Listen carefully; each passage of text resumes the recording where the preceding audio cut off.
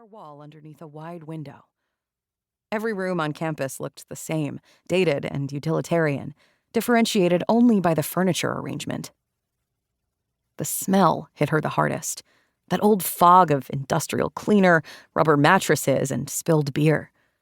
It brought back late nights working on papers, her desk covered in coffee cups and empty bags of Doritos. Charlotte flicked on the overhead light and listened to its fluorescent buzz, the soundtrack of her college years. Cold spread through her chest, blending indigo, astonishment, and a flat pale blue, dread. For the next 4 days, she was back at Hein University. Nothing whatsoever had changed, except for her. With a grunt, Charlotte dropped her duffel bag on one of the beds. When she rolled up the blackout curtain, a thicket of trees greeted her outside. The forest helped orient her in the dorm's labyrinth of twisting hallways. This side of the building faced north. She shoved the window open, and the smell of mulch and damp leaves poured into the room. Charlotte breathed in deep and slow. She had always preferred the earthy aroma of the suburbs. Her life in New York City smelled like humid garbage and subway exhaust.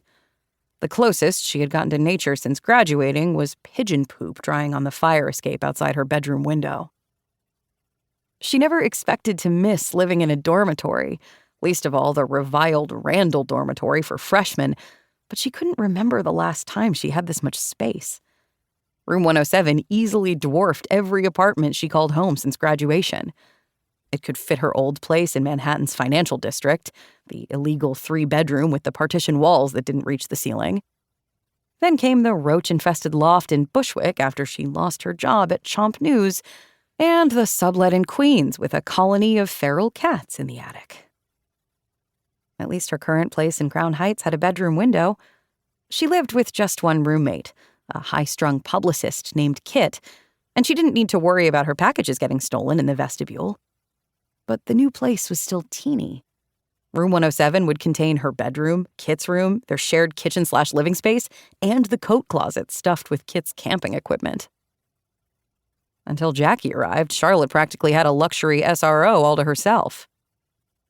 Brutalist charmer bursting with natural light, the Craigslist post would say. Spacious square footage, complete with vintage industrial furniture. 420 friendly, no pets, no in-unit laundry, communal bathroom shared with diverse young professionals. Her phone bleated in her pocket. Her shoulders tensed at the electronic chirp. She fished a charger out of her duffel bag and plugged her phone into the outlet beside the dresser, scanning the notification. Slack message from Roger Ludermore to Charlotte Thorne, 4:47 p.m. Interns yelling again. What happened with HR about the quiet policy? Charlotte swiped to dismiss the message and turned her phone upside down. As she stared at the mirror anchored to the cinder block wall, she gave her reflection a "can you believe this" glare. Her phone vibrated again. She reached for it reflexively but caught herself, clenching her fist. The phone stilled, only to skitter across the top of the dresser a third time. A Roger Ludermore classic. If at first you don't get a response on Slack, even when there is an away message up, call your assistant again and again. A piece of wisdom that would not be included in his commencement speech this weekend. Charlotte worked at the Front End Review, a business and technology magazine favored by the venture capital set. It was the kind of publication most folks in her generation had heard of, but few actually read, an industry-specific dinosaur behind an expensive paywall.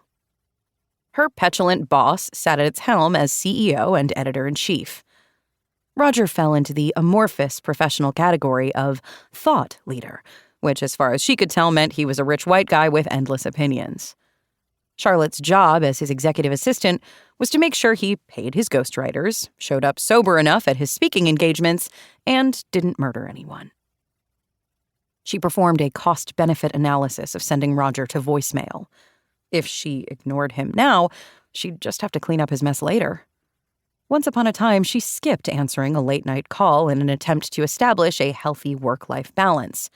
The next thing she knew, her boss was being detained by customs after trying to cross the Canadian border with his Amex instead of a passport.